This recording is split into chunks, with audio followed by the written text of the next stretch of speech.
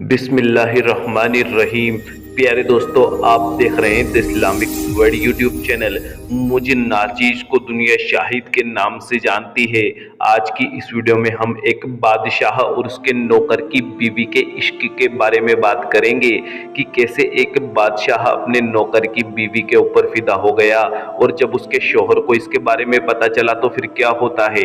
جاننے کے لیے ویڈیو کو آخر تک ضرور دیکھیے گا۔ ایک بادشاہ اپنے محل کی چھت پر ٹہلنے چلا گیا۔ ٹہلتے ٹہلتے اس کی نظر محل کے قریب ایک چھت پر پڑی، جس پر ایک بہت ہی خوبصورت عورت کپڑے سکھا رہی تھی۔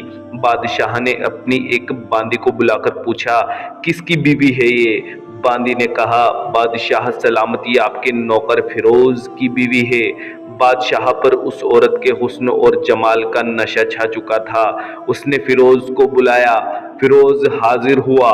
بادشاہ نے کہا، فیروز، ہمارا ایک کام ہے، ہمارا یہ خط فلاں ملک کے بادشاہ کو دے دینا، اس کا جواب بھی فوراً لیتے آنا۔ فیروز اس خط کو لے کر فوراً اپنے گھر گیا، خط کو اپنے تکیے کے نیچے رکھا، سفر کا سامان تیار کیا، رات کو اپنے گھر پر ٹھہرا اور صبح منزل مقصود کے لیے روانہ ہو گیا۔ اس بات سے بے خبر تھا کہ بادشاہ نے اس کے ساتھ میں کیا چال چلی ہے۔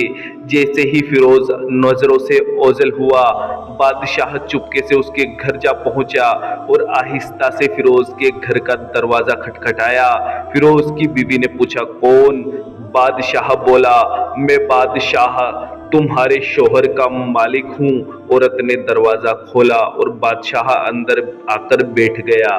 فیروز کی بیوی نے حیران ہو کر کہا، آج بادشاہ ہمارے غریب کھانے میں؟ بادشاہ نے کہا، یہاں پر میں مہمان بن کر آیا ہوں۔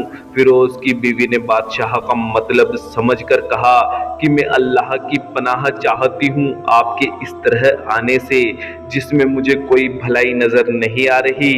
بادشاہ نے غصے میں آ کر کہا، اے لڑکی، کیا کہہ رہی ہو تم؟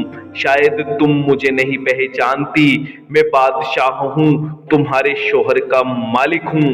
فیروز کی بیوی نے کہا، بادشاہ سلامت، میں جانتی ہوں کہ آپ ہی بادشاہ ہیں، لیکن بڑے بزرگ کہہ گئے ہیں کہ اگرچہ شیر کو کتنی ہی تیز بھوک لگی ہو، لیکن وہ کبھی مردار کھانا شروع نہیں کر دیتا۔ اور پھر کہا، بادشاہ سلامت، تم اس کٹورے میں پانی پینے آ گئے ہو جس میں تمہارے کتے نے پانی پیا ہے۔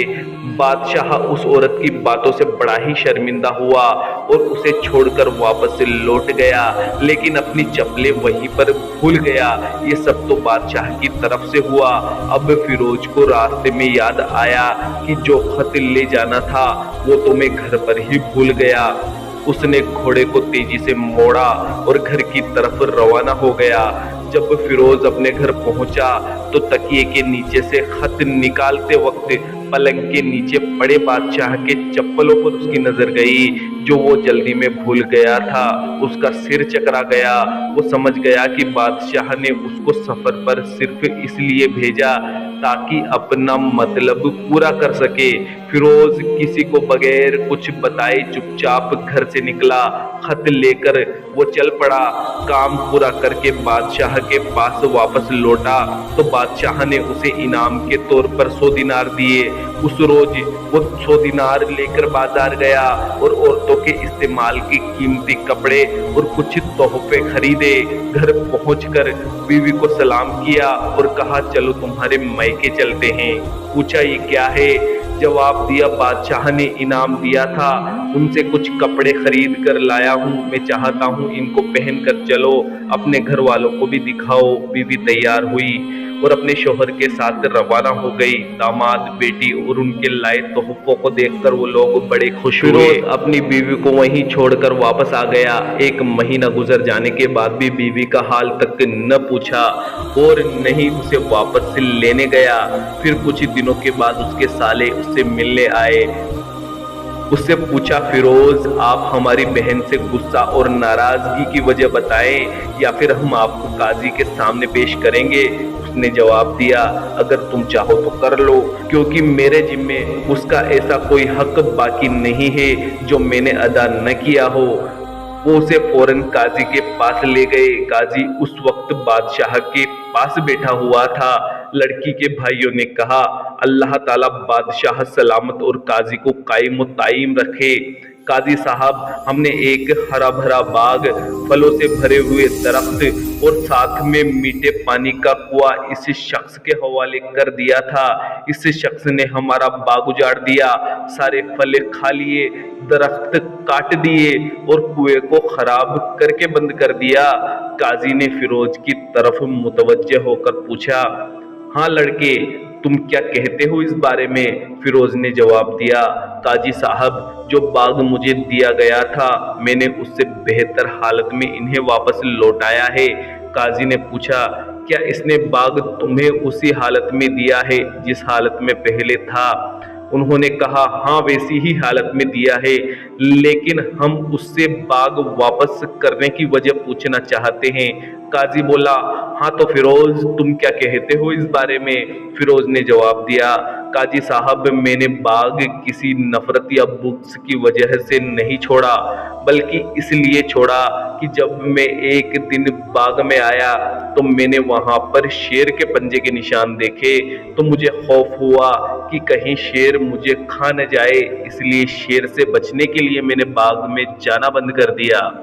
बादशाह जो टेक लगाए सब कुछ सुन रहा था, उठकर बैठ गया और कहा, फिरोज, अपने बाग की तरफ अमन और सलामती से जाओ, न डरो।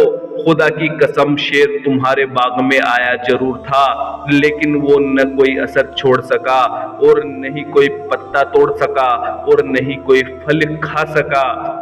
वो वहां पर थोड़ी देर ठहरा और फिर मायूस होकर लौट गया।